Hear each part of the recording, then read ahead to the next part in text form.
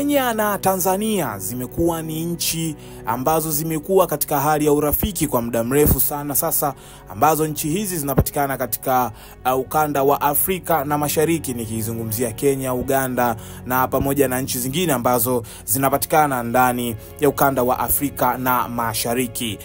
Kutokana na kile ambacho kinaendelea katika nchi ya Tanzania dhidi ya Kenya, ambapo mawakili kadhaa na wanasheria kutoka Kenya wakizuiliwa kuingia ndani ya nchi ya Tanzania kutokana na kile kinachodaiwa kuja kusikiliza kesi ya kiongozi wa Chama cha Demokrasia na Maendeleo cha upinzani Tanzania, Mheshimiwa Tundu Lissu. Hivyo mengi yameongeleka katika mitandao ya kijamii. Wa Kenya wameongea kwao, pia wa Tanzania pamoja na Rais wa Jamhuri ya Muungano wa Tanzania Mheshimiwa Daktari Samia Suluhu Hassan akiweza kubainisha mengi kuhusiana na sakata hili. Nite Junior na hii ni Junior Media, michezo, habari pamoja na burudani. Kwanza kabisa tuletea taarifa ambazo tumeweza kuzipokea katika meza yetu ya habari. Ni kwamba Tanzania, Uganda, kama tumewakosea kwa namna yoyote tunaomba radhi, aliyesema haya Rais William Ruto.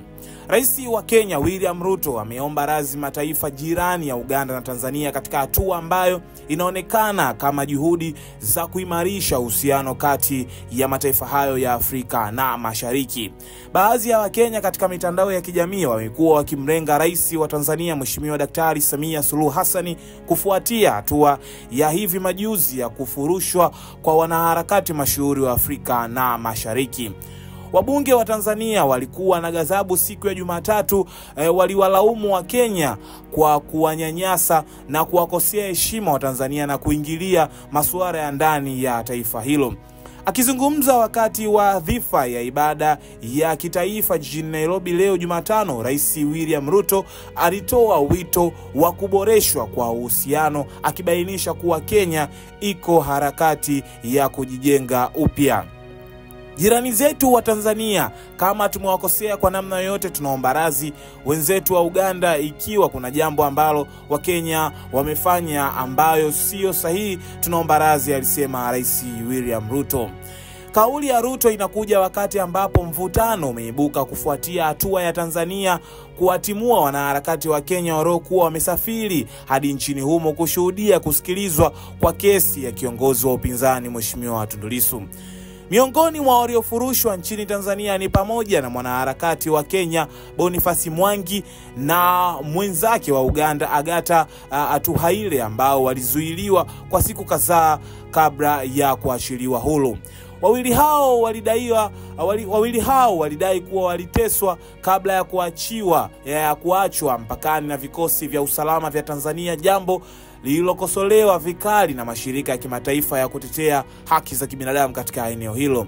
Tanzania bado haijatoa tamko lolote kuhusu madai hayo ya mateso, lakini awali Rais Samia alikuwa ameonya kwamba hata waruhusu wanaharakati kutoka nchi jirani kuingilia masuala ya nchi yake na kusababisha machafuko. Kauli ya Rais Samia imeibua majibizano makali kati ya raia na nchi hizo mbili za Afrika Mashariki, huku watumiaji wa mtandao wakiwa katika mzozo wa muda mrefu kuhusu siasa za kikanda na wanaharakati. Wengine waliofukuzwa ni wakili mwandamizi wa Kenya na aliyekuwa wakati mmoja waziri wa haki na sheria Martha Karua na wenzake wawili walioambatana naye. Karua ni wakili anayeheshimika kwa haki za kibinadamu na mkosoaji mkuu wa kile anachokiita kurudi nyuma kwa demokrasia ya Afrika na Mashariki. Amekuwa akiwasilisha kiongozi wa upinzani Uganda Kizza Besigye, ambaye alikuwa ametekwa nchini Kenya mwaka uliopita na kurudishwa nchini mwao kuhudhuria mashtaka ya uhaini yanayomkabili kama Lissu. Amekanusha mashtaka akisema yameshinikizwa kisiasa. Jaji mkuu wa zamani wa Kenya Willy Mutunga na mawakili wapiganiaji wa haki za kibinadamu walizuiliwa katika uwanja wa ndege wa kimataifa wa Julius Nyerere kwa saa kadhaa kabla ya kurudishwa nyumbani. Lakini taarifa zaidi mwanahabari zinasema kwamba madai ya dhuluma dhidi ya wanaharakati hao yalizua makabiliano makali mtandaoni, huku watumiaji wa mitandao ya kijamii kutoka Kenya na Tanzania wakizozana kuhusu madai hayo.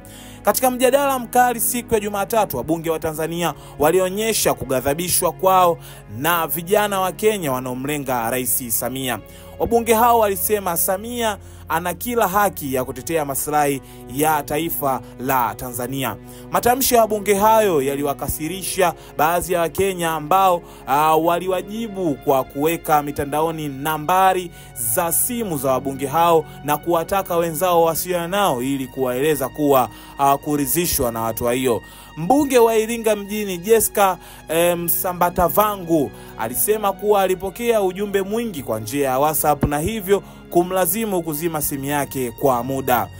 Msambatavangu hata hivyo alikaribisha hatua hiyo, akiwahimiza Wakenya kwenye mitandao ya kijamii kukabiliana kwa hoja. Aliwaonya vijana wa Kenya kuunda kikundi cha WhatsApp kwa ajili ya mawasiliano zaidi na akaahidi kuwashirikisha katika kipindi cha moja kwa moja siku ya Jumamosi. Wakenya ni majirani zetu, ndugu zetu, na hatuwezi kuwapuuza, aliongeza hivyo. Mwanahabari, nikushukuru sana kwa kuendelea kuungana nami. Naitwa Junior na hii ni Junior Media ya michezo, habari pamoja na burudani. Niko hapa kuletea kila taarifa ambayo imeweza kuipokea siku ya leo kutokea hapa. Ulikuwa nami mwanzo mpaka mwisho nikikuletea makala haya na taarifa hizi ambazo umeweza kuzipokea hapa. Naitwa Junior na hii ni Junior Media ya michezo, habari pamoja na burudani. Kutokea hapa sina la ziada. Nikuage, nikutakia siku njema, lakini nikukumbusha usahau kusubscribe, share, like na kucomment, kubonyeza alama ya kengele iweze kuwa mwanafamilia kupata kila aina taarifa pale ambapo tunakuwa tumepandisha taarifa hizi hewani. Kutokea hapa sina la ziada. Nikuage na nikutakia siku njema. Bye bye.